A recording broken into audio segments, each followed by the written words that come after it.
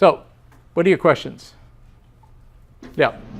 I'd like to know that when you were interested in getting the Kansas City market, anyway, how did you assess, say, the actual rents? So how did we evaluate the Kansas City market, I think is the question. I don't know if we did a lot of evaluation. I just went there and I realized, oh my gosh, houses here are selling for $30,000, $35,000, $45,000, and they rent for $750, $850, maybe even $900 a month.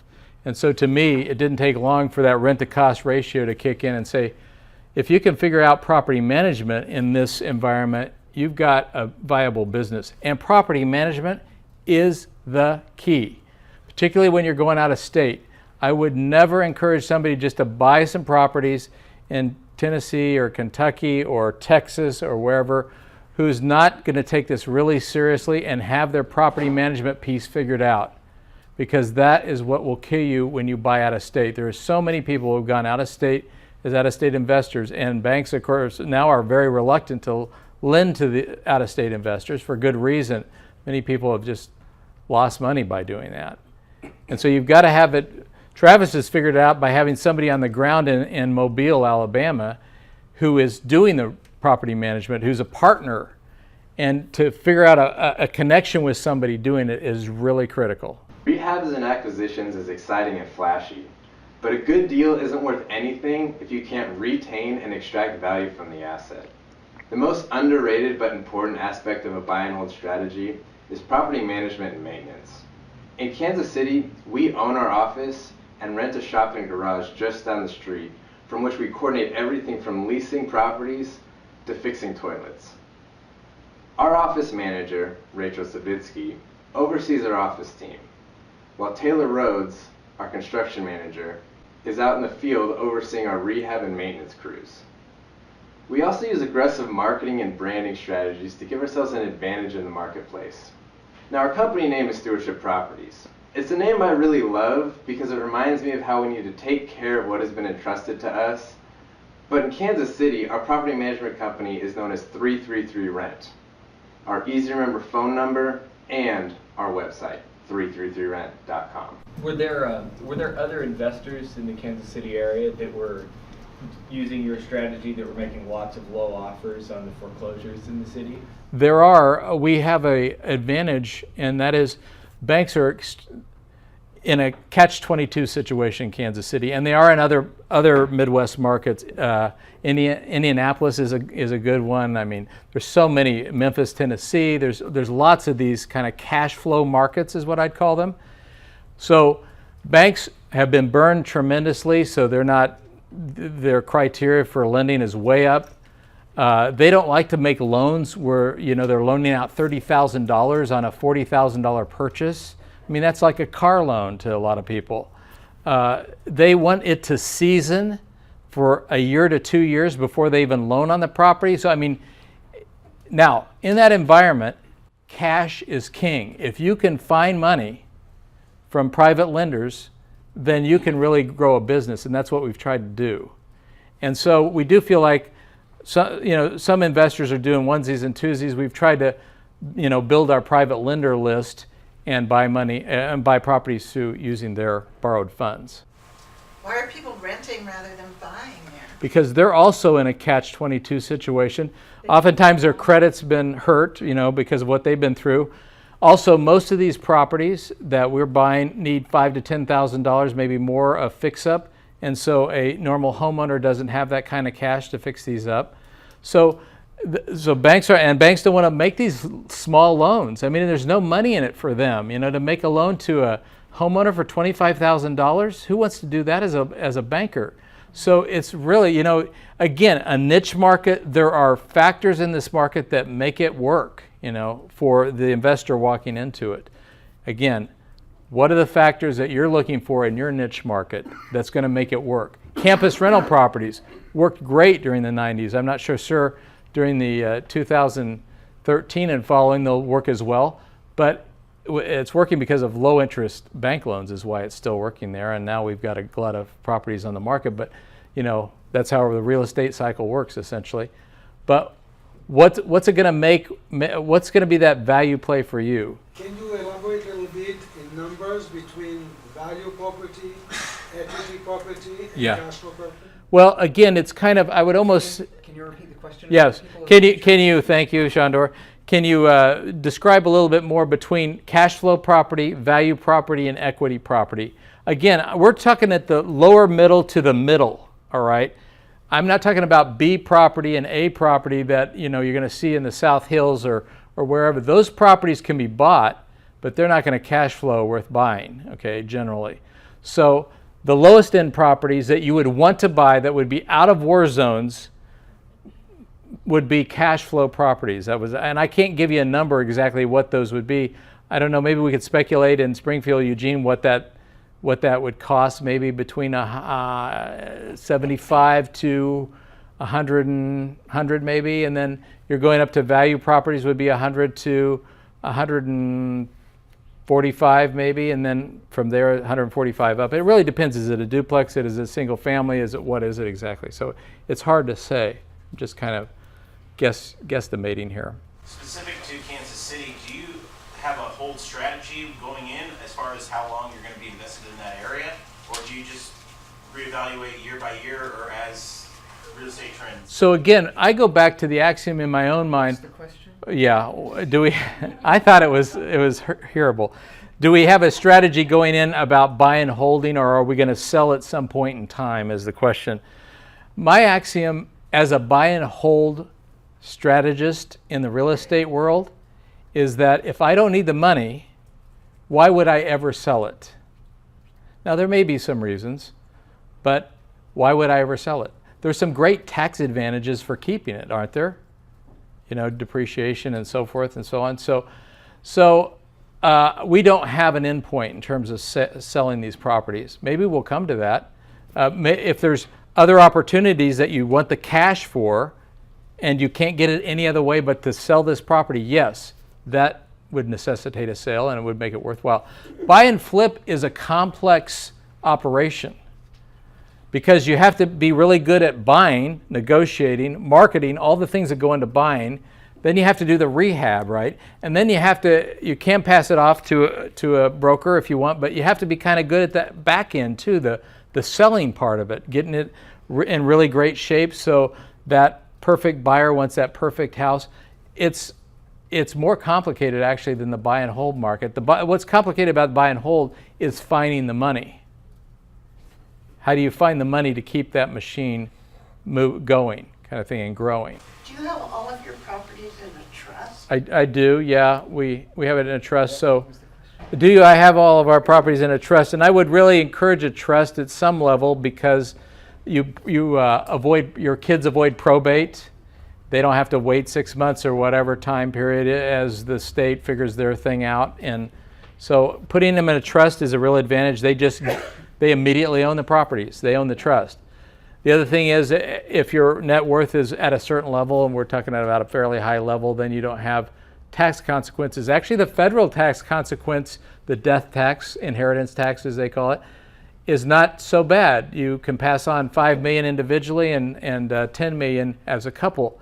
In Oregon, however, it's like at $1 million or something. Their inheritance tax kicks in. If that's an issue for you, that's what's going to get you. Besides death, that'll get you too. But that's what's going to get your kids is the Oregon inheritance tax, which kicks in way lower than the federal inheritance tax kicks in. So the bulk of your properties aren't as is. You're still in Kansas City, for example, you're still competing against the retail buyer when you're purchasing products, right? Well, there's more than one market, and maybe why don't we have Amanda speak to that? Actually, sorry, Amanda will repeat the question, then she'll speak to that. Come on up, Amanda. About competing with the retail market? Well, specifically, when you're talking about purchasing these homes at such reduced rates and only putting in $6,000 or $7,000 worth of rehab money, they're relatively just cosmetic fixes, aren't they? It's not. We have our, and so in the beginning, see, and that's a good question. In the beginning, it was really easy to get those 20. Actually, we bought things as low as $15,000 that just needed that cosmetic. the market's appreciated.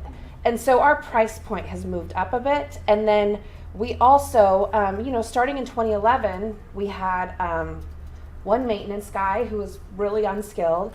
We had a construction crew that was not probably top of the line. Right now, I think we're running about 6 contractors, and we have 10 full-time staff that 8 of them are doing like basically full-time rehab. So we've upped our game as far as what we're doing. We're more willing to go in and finish basements, add bedrooms, put more money into the properties to add value, because the properties are increasing in value. We can feel the appreciation in the market, and competition, prices go up, we have to raise our offers, and so there are more people in the market that are competing at those prices. And so the great deals are fewer and further to come by, but the good deals are still out there, every day. And some of you may even feel like, okay, it's hit the bottom here in Eugene and Springfield and it's starting to jump up. Of course, you never know a year from now where the real estate market's going to be, just like the stock market.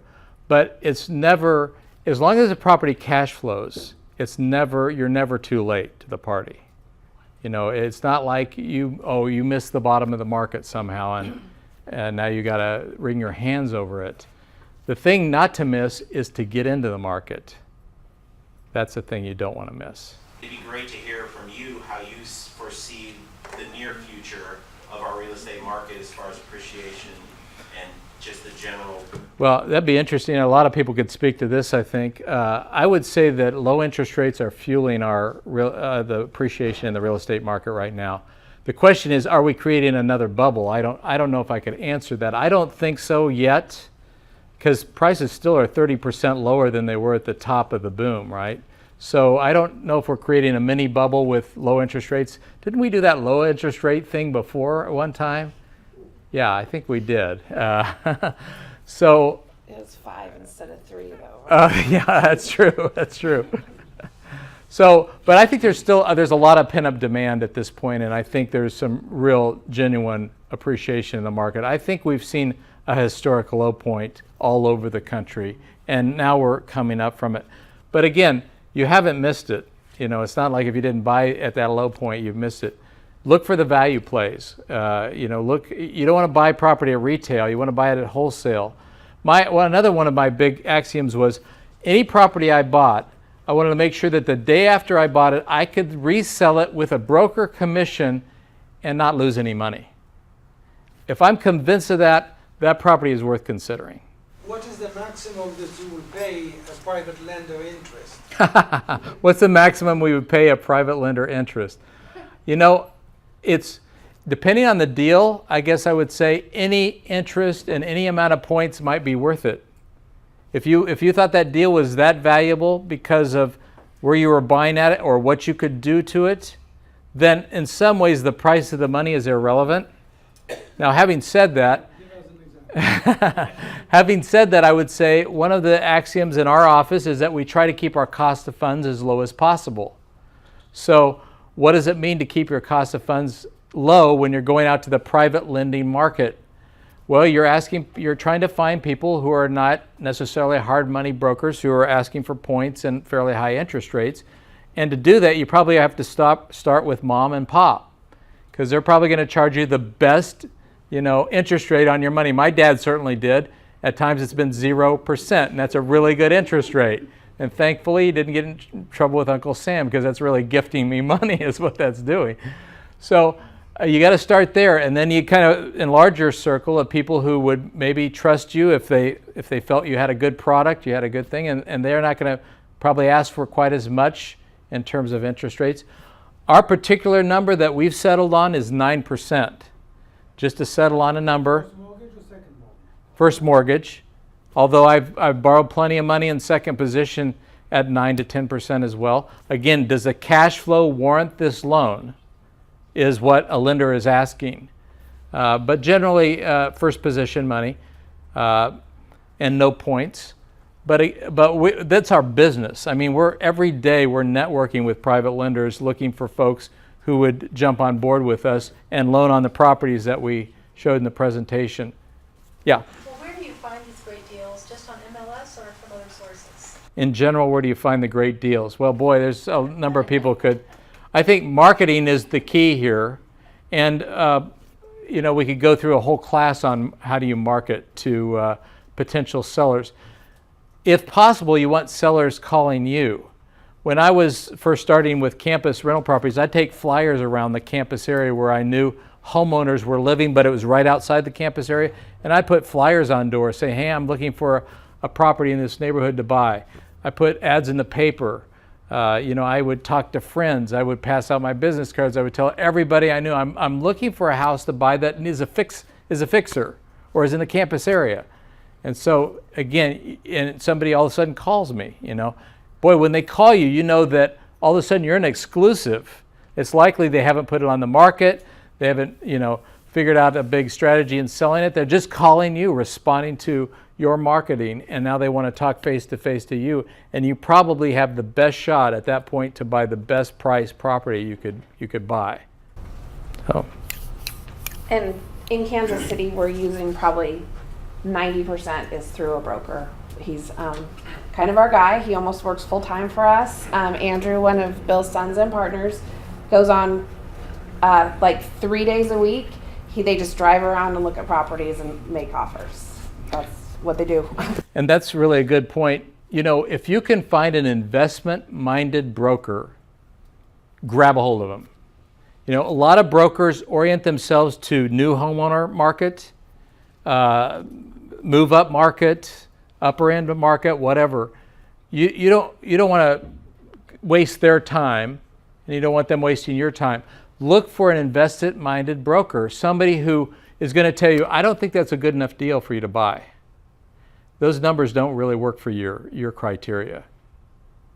So I have had only a few, but they have been so helpful. For years I had one here, we had one in Salem, and we have one in Kansas City, and we've just kind of latched onto them. Like, you're our guy or you're our gal, because you tell us what we want to hear, not what to get the sale or some retail kind of purchase here, but you know what we want, and you're always looking for it. So they understand that we're not a one-time person in the market, and so it has to be good. They don't want to just make the sale. They want us to be successful, because if we're successful, that means repeat business for them. So good point. They have to understand that. Yeah. Were they hesitant at first to be making large numbers of offers that were really low, where they knew that most of them were going to be rejected? How did you make them willing? Yeah, again, an investor broker needs to be willing to kind of fall on the sword for you, and that is making a lot of offers and realizing that, they're going to get repeat business, but they're going to be doing a lot of work to do that. So there's a plus and minus, and some of them, that's what makes an investment-minded broker, I think, right there. They're willing to kind of get into the mindset of an investor, and that mindset is, I want to buy wholesale, I want to buy wholesale, I want to buy wholesale. So that means a lot of offers. It means the numbers are all that matters. There's no emotional attachment here. This is not my dream home. It's the numbers. What were the numbers? You said you wrote over 300 offers, and what was the number that you actually were accepted? 10%. 10%? 10%. Yeah. So that's a lot of offers for that. Yeah. Did you buy 10% or? Yeah, we purchased 10%. We got contracts on 10%. We purchased almost all of them. Now, Travis, how many offers did you make last year, Travis? You want to talk about offers? Different model, but thousands. Oh. He's got a virtual assistant in the Philippines working for him, making offers, and they're on HUD homes. If you want to learn more about making offers, Travis is the expert in this area, so I would talk to him. But again, the more offers, the more a bank in a bank-owned REO property is going to respond for whatever reason. It's a mystery what happens in banks and what Fannie Mae and Freddie Mac and HUD are doing when they sell REO properties. You never know when you're just going to hit the right number and the right time, and the committee has sat down and said, yeah, we'll take that. You just never know. But making lots of offers. Liz, you had a... Well, I was going to say, if anyone can latch on to a person that's willing to work with you, I was that person for over 20 years for one client, and I made a lot of offers, but that's how I'm retiring right now. And they were just gold. those clients. And if you could find somebody like that, you know, I didn't care whether they got the deal or didn't get the deal. It was always the next one, next one, next one. So you just kind of do it. Boy, and that's what a broker has to have to be a broker for an investor. Well, and I don't care if they get the deal. They were Yeah. fabulous. They closed the deal, and that was also. When they bought it, they closed They it. closed it with cash, on time, on the money, Mm-hmm. bam. And to curry favor with a broker and not waste their time, you've got to be ready to step up to the plate and make the purchase, close the deal, and move ahead. So you've got to keep your end of the bargain as well. Yeah. So Bill, I know you were talking about that if the deal's good enough and the rent-to-cost ratio is low enough, that you take a junior loan or second position, or the loan, you take out not just the primary but secondary. So, but I was wondering, you also mentioned that leverage is key. So when you take out that loan on your first one, obviously you use private money, hard money, but on the second one, typically I found that when I talked to, say, Versus Capital, they would only want to do 70% of what you're Right. to buy. So that remaining 30%, when you were starting out, how did you fund that? Who did you go to so you could have maximum leverage? Well, this was a different era when I was doing it back in the late 80s and early 90s. What did we do to basically fund our properties, particularly, okay, you still have to come up with 30%, 25 or 30%. How do you cover that amount of money? That is really a key question too. Because you just don't want to buy one deal, you want to buy that deal and buy the next deal. So what are the strategies of coming up that, well, maybe you're going to need a partner first, a person who's going to go in and they're going to get 50% of the deal, but they're going to bring the money. So, you know, if you can connect yourself with a money partner and you're the guy who's going to be on the ground looking for the properties, do so. So what are some other strategies? So another one is, what kind of value play? I mean, making multiple offers is kind of a value play because when you hit one, it's such a good deal, hopefully, that you're going to have built-in equity from the start, more than 10%, maybe more than 20%, maybe more than 30% built-in equity from the day you buy it. That's a good deal. And all of a sudden, you can maybe borrow 100% from some people because you have built-in equity. That's key. Travis, do you have any other thoughts about that? About the 30%, the big key is getting it at a deep discount because when we talk to private lenders, they go by the house, some of them, and they want comps. And so if the comps say 60 and you're asking for 35 or 40, Yeah. they're fine. They're good. Yeah. You know, real estate investment starts with a good deal, maybe a great deal. That can't be overstated. You got to find the good and great deals. That's where it starts. That's where you can bring people onto your team, whether they're money, you know, they have money to help fund you or whatever. That's where it starts. Yeah, Leah, you had a... Seller carryback is another. Thank you. Yeah, Leah says seller carryback. Again, that's not every seller will do that. Not every seller can do that. I don't know if you've gotten into subject to the existing financing. This is a little interesting strategy, but buying a property and building the trust level with a seller that they stay on the mortgage, but that you become owner of the property.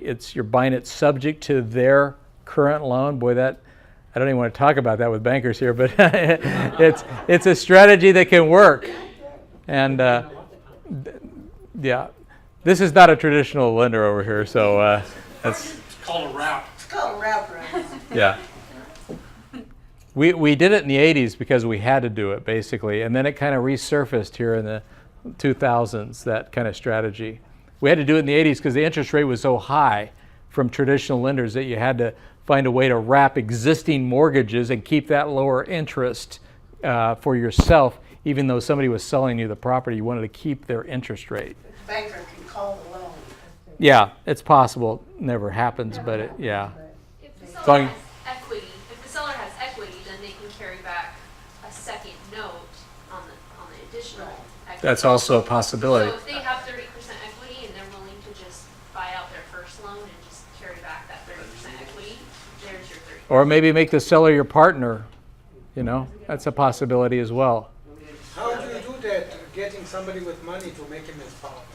What is the formula? Because usually people want you to put money also.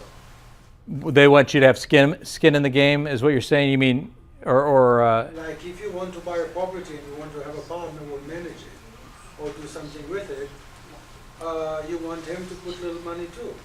So what is the formula that one? I don't know if there is any formula. I think you just kind of make it up as you go along. So whatever skills and abilities you bring to it, and if you have a partner, whatever skills and abilities they bring to it, who has the money, where you can get the money, I had a partner and his mother loaned us a bunch of money, which allowed us to get into the property one time here in Eugene. And I didn't know his mom had money, but we were strategizing how to buy this property together. He said, my mom's got $120,000. She could loan on this. Okay, let's take that. Let's do that. So, yeah. That's an excellent point that you brought up, because what I'd like to ask is when you go outside of established Harmony private money lenders, how do you get that paperwork that makes everything legal and tax efficient? So you can sign off, they can sign off. Come and talk to Amanda and I about that. We can help you through it. Travis could help you as well, I'm sure. That's the easy part of it. The paperwork is by far not something to worry about, because other people are expert at that. They can take care of it. You're going to have an escrow agent in your team. You're going to have insurance people on your team, because the private lender is going to want to be on as an additional insured on your property in case it burns down, that you're just not going to take the insurance money and go to Tahiti with it. They want to have a say in how it's used. So, you're going to have the expertise around you to make the paperwork work. Okay. Anything else? Well, thank you. We really appreciate the opportunity to be here with you.